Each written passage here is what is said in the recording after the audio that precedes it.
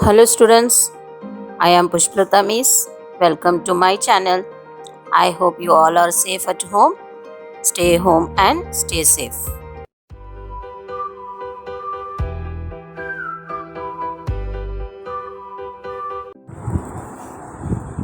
Let us start new lesson, new ideas and new religions.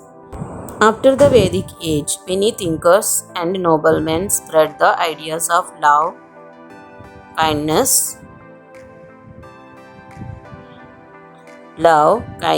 and unity. The frequent conflicts and political struggles among the Mahajanapadas led these thinkers to encourage a simple life and constant learning. These new ideas and philosophies could be learned from the Upanishads and Buddhist and the Jain text. Okay, let us discuss about the Upanishads. The literally meaning of Upanishad is approaching and sitting near the Guru. Upa means near, Ni means down, and Shad means sit.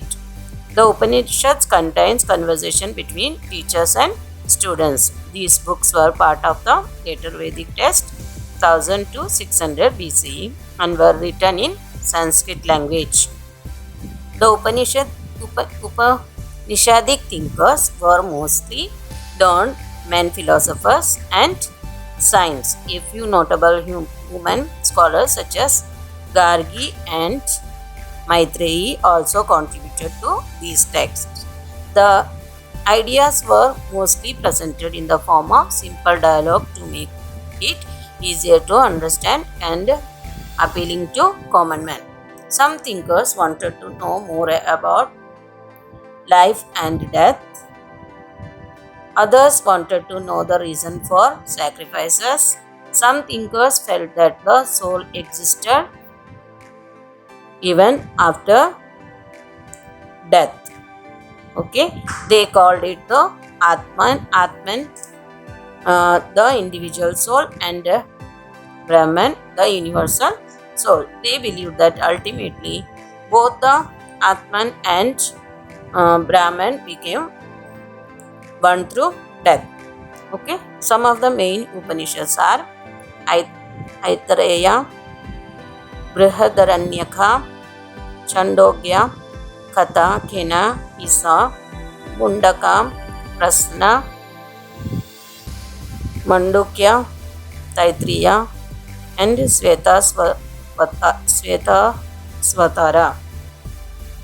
Okay, then new religious ideas. Many things about the existing religious ideas and social practices were bothering people during later Vedic period. Means age. This resulted into various conflicts among people. Conflicts means quarrel. Main causes of the growth of new ideas were inflexible caste system. First one. The Brahmins enjoyed superior position over other castes, namely the Kshatriyas, Vaishyas and Shudras. There were well-defined functions that people had to carry out depending on their castes. This caste system was very rigid.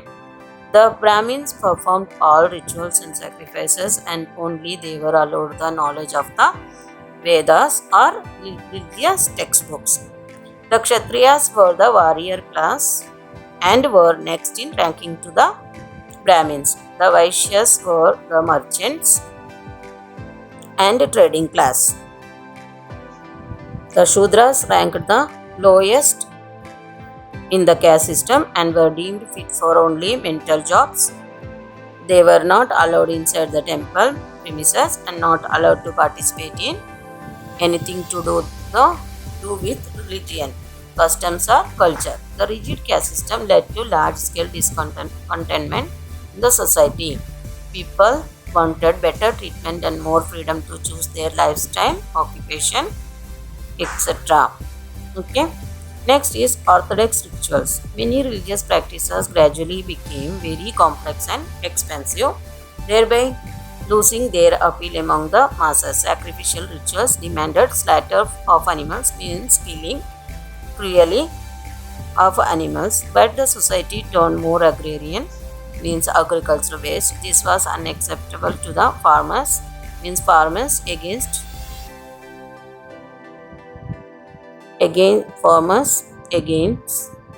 against about slaughter system to the farmers as animals were helpful because the farmers as animals were helpful in agriculture, especially cattle. Next, urban development. New cities and townships developed with the advent of iron. Trading became large scale and gradually the barter system was replaced with coins. This made the tradesmen wealthier. Now they wanted more control as the ruling class. Next, language. Many conflicts emerged because of the limitation caused by language. The religious texts were all written in Sanskrit, which the common people could not speak or read. The above circumstances gave rise to a new set of ideas and new religions. The most widely accepted among them were Buddhism, introduced by Gautam Buddha, and Jainism, propagated by Vardhamana Mahavira. Okay, next discuss about Gautam Buddha. Siddhartha, also known as Gautam Buddha, he was born in 567 BCE to King Shuddhodana and Queen Maya at Lumbini, Nepal. He was a Kshatriya and belonged to a small Ghana known as the Sakya Ghana. Till the age of 29, he held the life of a prince in all comforts, far away from the harsh realities of life, yet he was never happy. Then faced life's reality. One day he ventured out beyond the palace walls and came across four scenes that had a huge impact on him. These were an old man, a sick man, a dead body, and finally an ascetic, means a holy man. Siddhartha was deeply overwhelmed by these sights. While the first three scenes showed him the sad realities of life, the fourth inspired him to look for answers to life's sufferings. His renunciation. This led him to leave his kingdom, wife, and son. He traveled for many years meeting learned people. Then becoming Buddha. He meditated for days under a peepal tree at Bodh Gaya in Bihar. After 49 days of meditation, at the age of 35, he is said to have attained enlightenment. After attainment enlightenment, he popularly came to be known by the name of Buddha, the enlightened one. The name of Buddha comes from the Sanskrit word Bodhi, meaning awakened.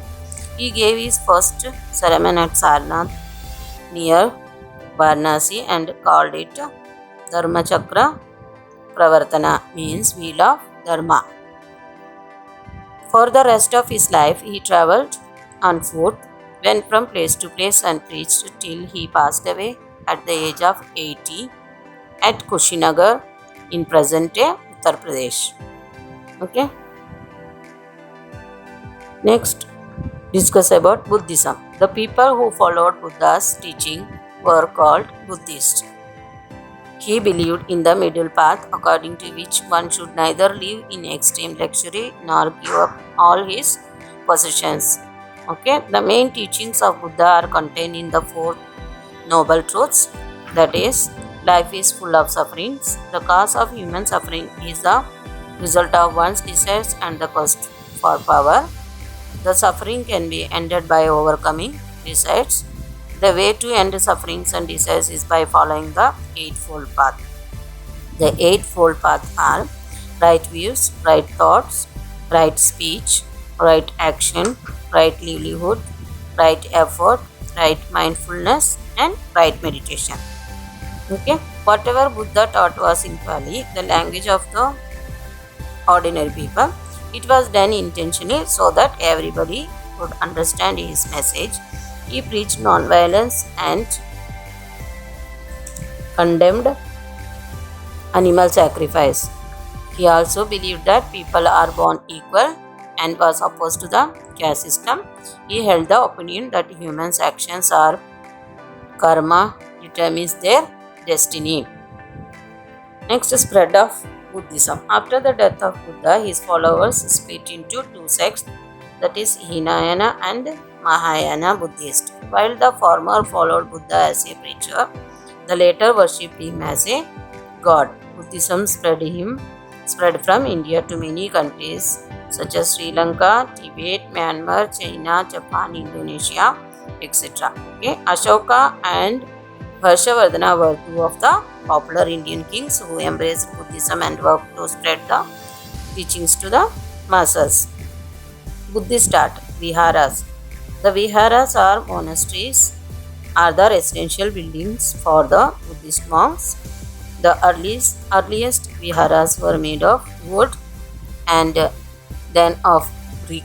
Some were even caves that were dug out in hills, especially in western India. Next is stupas.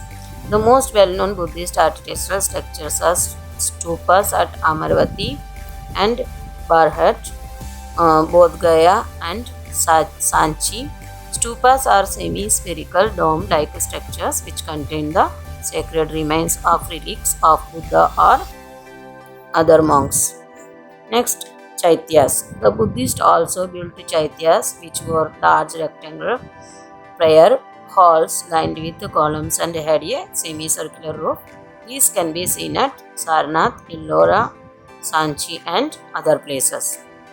Then literature. The teachings of Buddhism are compiled in 3 books called Tripitakas, Vinaya and Pitaka. Satta Pitaka and Abhidhamma Pitaka. The Jataka tales is another important contribution from the Buddhist literature. Okay students, thank you. Today itself you read up to this part, you can easily understand.